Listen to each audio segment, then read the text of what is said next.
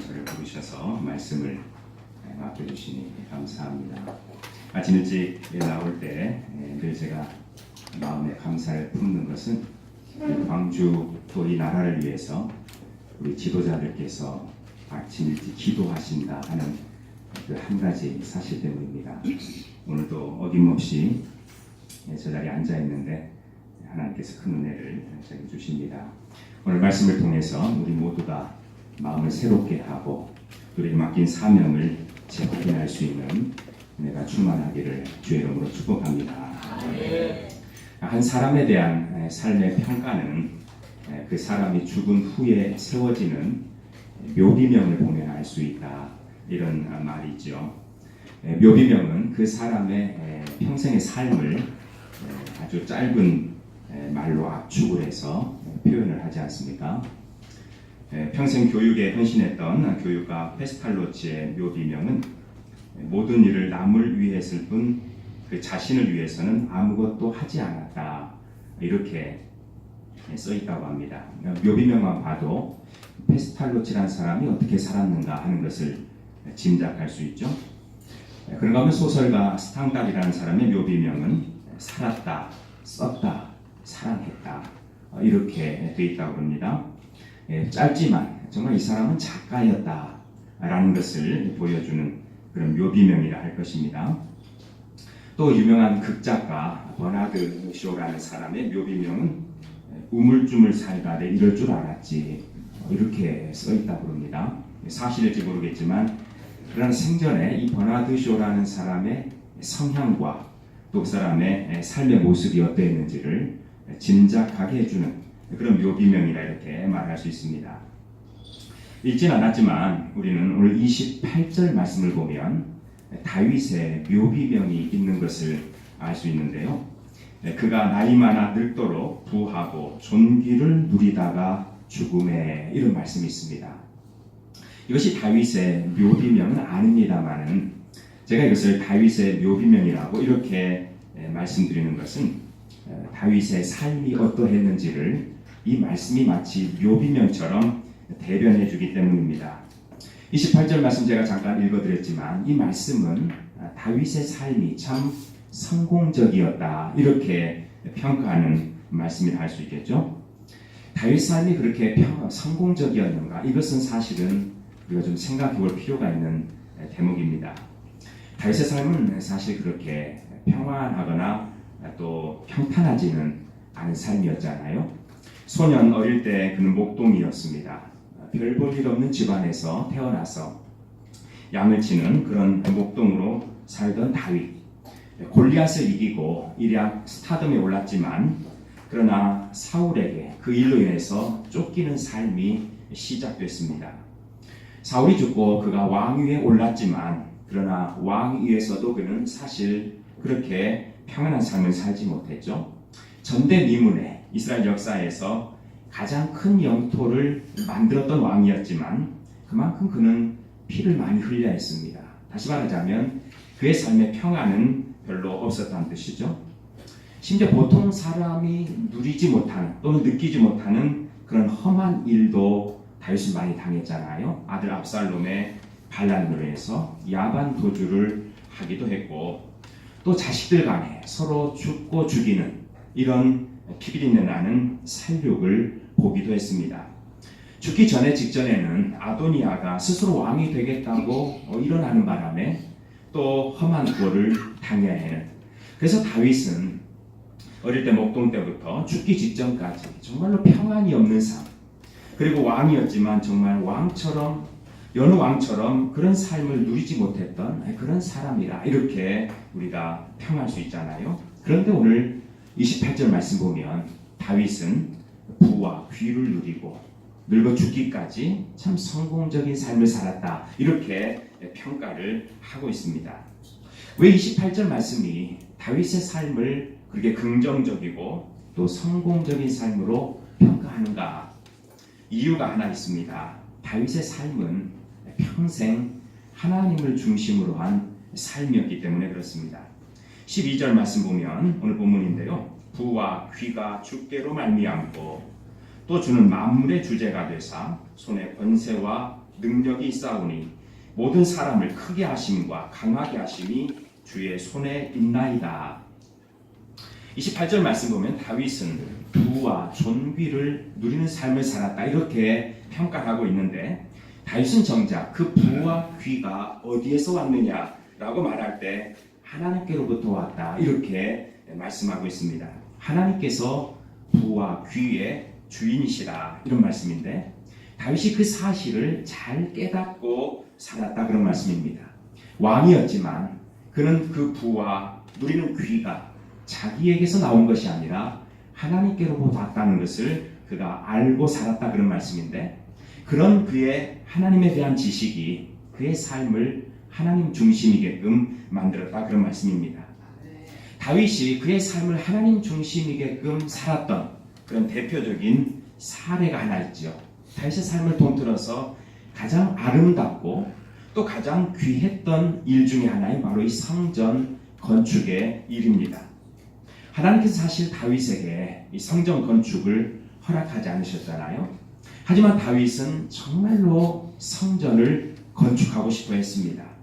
다윗은 자기 손으로 직접 성전을 건축할 수는 없었지만 어떻게든 그 성전 건축에 참여하고 싶은 마음에 이 성전 건축을 위해서 많은 준비를 했던 것을 우리가 알 수 있잖아요. 석수를 시켜서 성전 건축에 필요한 돌을 다듬게 하고 철과 돛을 무게를 달 수 없을 만큼 많이 준비합니다.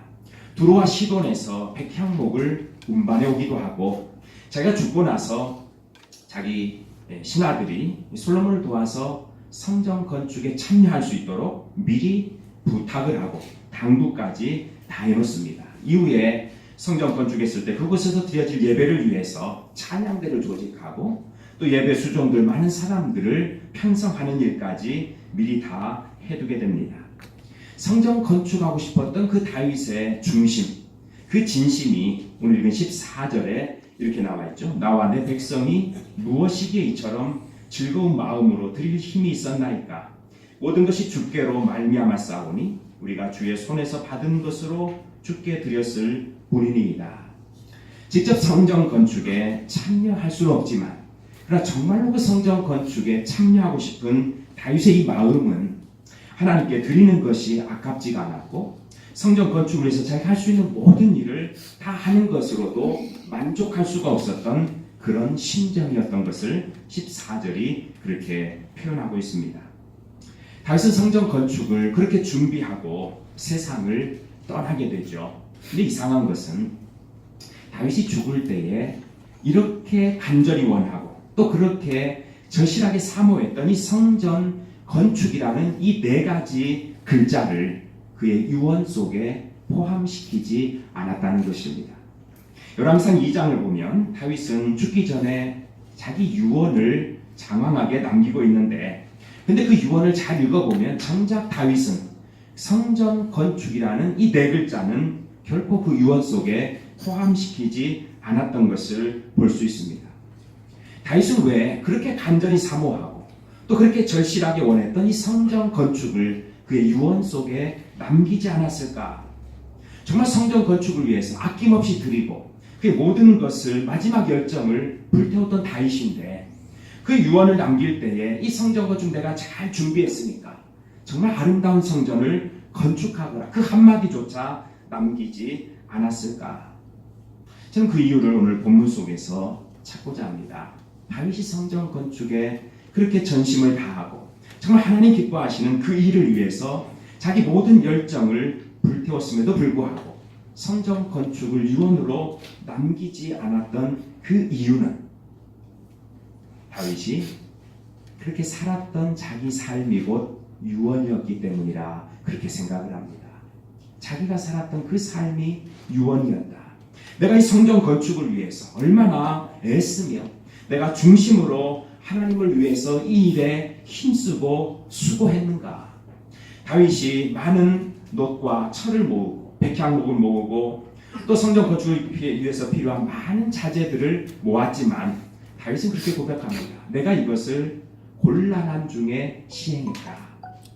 쉽지 않았단 말씀이죠. 왕이었으니까 지시만 하면 되는 것 아니고, 왕이었으니까 모든 것이 자기 것이어서 그렇게 모을 수 있는 것이 아니라 힘든 중에서도 다윗은 성전 건축을 위해서 그 많은 자재들을 모으느라고 애를 썼던 것을 그뿐만 아니라 그와 함께했던 모든 신하들이 이미 다 알고 있었던 일입니다.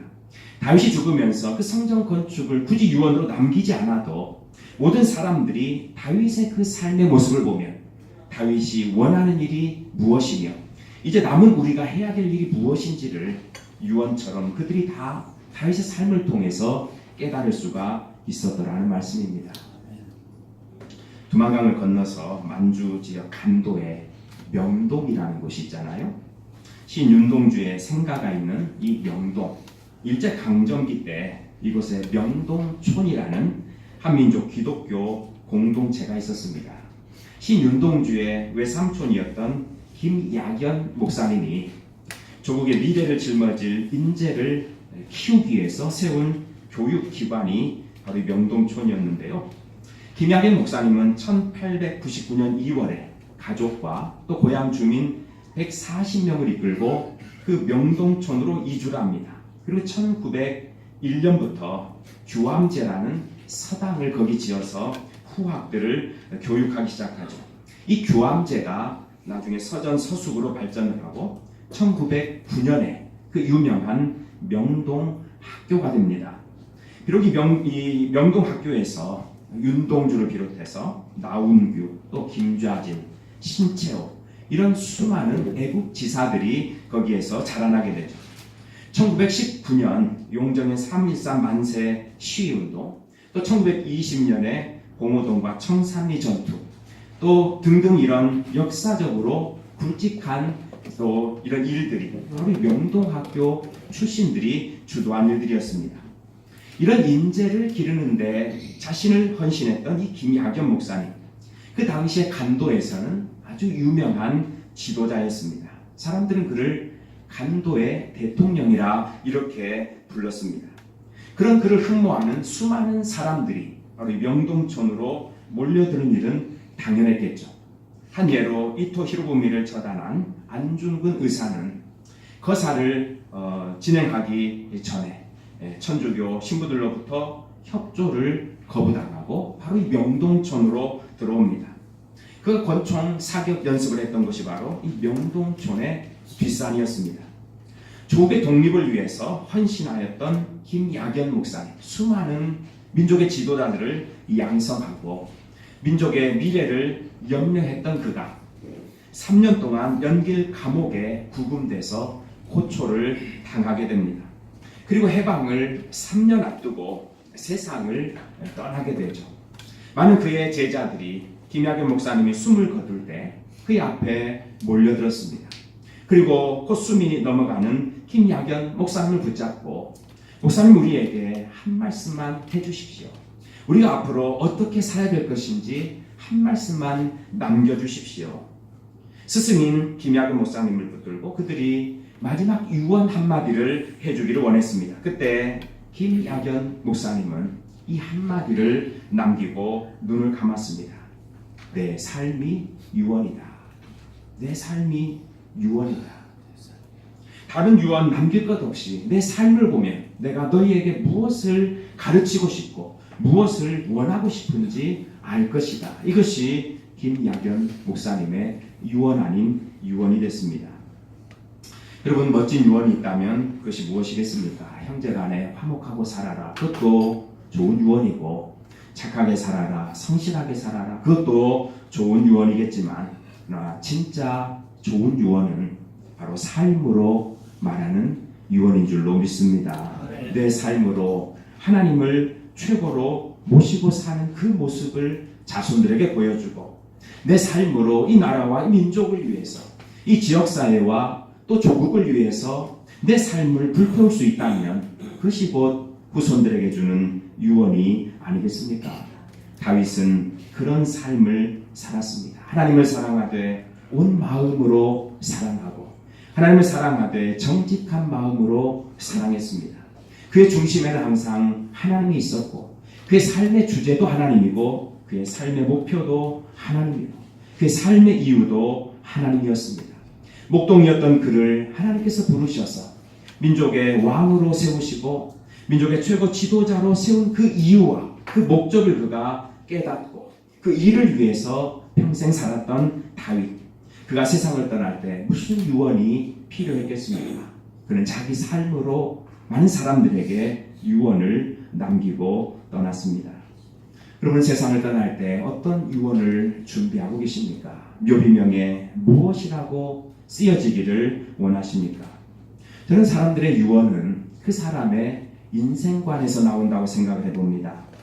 시인 천상병 씨는 귀천이라는 시에서 인생을 소풍에다가 비유했죠. 아름다운 이 세상 소풍 끝내는 날 하늘로 돌아가서 아름다웠다고 말하고 싶다.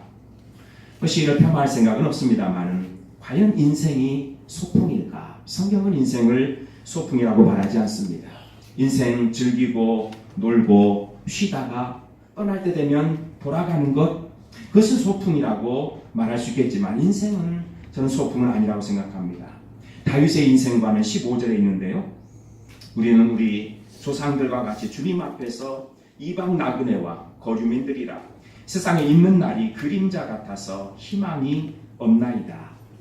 다윗은 인생을 나그네와 거류민이라 이렇게 보았습니다. 인생이란 그림자처럼 지나가는 것이어서 거기에서 어떤 희망도 소망도 붙들 수가 없다, 그렇게 봤는데 이것은 다윗의 염세주의를 말하는 것은 아닙니다. 그런 인생에서 참된 희망이 어디에 있느냐? 이런 인생에서 참된 희망은 하나님밖에 없다는 것을 다윗이 지금 강변하고 있는 것이죠. 그 인생에서 오직 의미 있는 일은 하나님을 위하여 사는 길밖에 없다는 것을 다윗이 갈파하고 있는 겁니다. 그런 인생관을 가졌던 다윗, 그는 자기의 전 삶을 하나님 중심으로 사는 것밖에 의미가 없다는 것을 깨달았고 하나님의 뜻을 이루기 위해서, 그리고 하나님께서 기뻐하시는 그 일을 위해서 사는 것처럼 복된 삶이 없다는 것을 알았습니다. 그런 그의 인생관에서 그는 하나님 중심으로 살기로 다짐하는 그런 결심이 섰을 것이고, 그런 삶의 마지막에서 그는 하나님이 가장 기뻐하시는 성전 건축을 위해서 그의 온 삶을 불태웠습니다. 그런 삶을 볼 때 어느 누구도 다윗이 특별히 유언하지 않아도 다윗이 무엇을 위해서 살았는지 사람들은 알 수 있었고 그 삶이 곧 유언이 되었던 것입니다. 사랑하는 광주 지도자 홀리클럽 회원 여러분, 우리가 무엇을 유언으로 남겨야겠습니까? 사실 저는 지도자 홀리클럽의 말씀을 맡아서 올 때마다 마음에 사실 좀 부담이 있습니다. 이유는 이 지도자라는 세 글자 단어 때문에 그렇습니다. 아무에게나 붙이는 이름이 아니지 않습니까? 지도자라는 이 타이틀, 이 시대를 책임지고 이 지역과 이 나라를 책임져야 되는 사람에게 붙이는 이름이 바로 이 지도자 세 글자일 텐데, 우리 광주에 감사하게도 우리 지도자분들께서 이처럼 아침마다 하나님 나라를 위해서, 이 나라를 위해서 기도하고 있다는 것이 얼마나 감사한지 모릅니다. 하나님께서 지금 이 시대에 우리를 이곳에 태어나게 하시고 이곳에서 살게 하시고 이곳에서 사역하게 하시고 우리를 광주 지도자 홀리클럽으로 부르신 것은 하나님의 뜻이 있기 때문임을 믿습니다. 하나님께서 우리를 위해 통해서 무엇을 이루시기 원하는가, 우리가 그것을 바라보고 그것을 바로 알고 산다면 우리 삶이 곧 유언으로 남게 되는 영광스러운 삶이 될 줄로 믿습니다. 교계에서 목사님들이 세습이니 어쩌니 해서 지도자로서의 지지를 받지 못하고 또 정치계, 종교계 뿐만 아니라 교육계를 비롯해서 사회 각 분야에서 크리스찬 리더들이 존중받지 못하는 시대인 것을 우리가 인정하지 않을 수 없습니다. 다윗의 삶을 보면서 인생이 무엇인지를 우리가 말씀 앞에서 다시 정립하고 우리를 지도자라는 세 글자로 타이틀 지어주신 하나님의 뜻을 헤아리면서 우리가 이 시대와 또 이 지역사회와 우리 조국 대한민국을 품고 그 나라와 그 뜻을 위해서 삶으로 우리 삶이 하나님 앞에 설 때에 삶이 곧 유언이 되는 복된 삶들이 다 될 수 있기를 주의 이름으로 축복합니다. 기도하십시다. 하나님 아버지, 우리를 부르시고 나그네와 거리며 같은 인생 속에서 하나님의 뜻을 우리에게 밝히 보여주시며 그 뜻을 위해 살 수 있도록 은혜 베풀어 주셔서 감사합니다. 시대가 어둡고 우리나라와 이 지역사회가 힘든 환경 속에 있지만 그 하나님께서 우리를 부르셔서 지도자라는 이름을 주시고 위에서 기도하며 일하라고 하셨기에 이 아침 일찍 우리가 모여서 기도하며 하나님 뜻을 구합니다. 하나님, 우리의 삶이 어떠해야 될 것인지 말씀을 통해서 깨우치셨으니 우리 삶이 곧 유언이 되는 훌륭한 인생들 되게 하여 주시옵소서. 예수님 이름으로 기도하옵나이다. 아멘.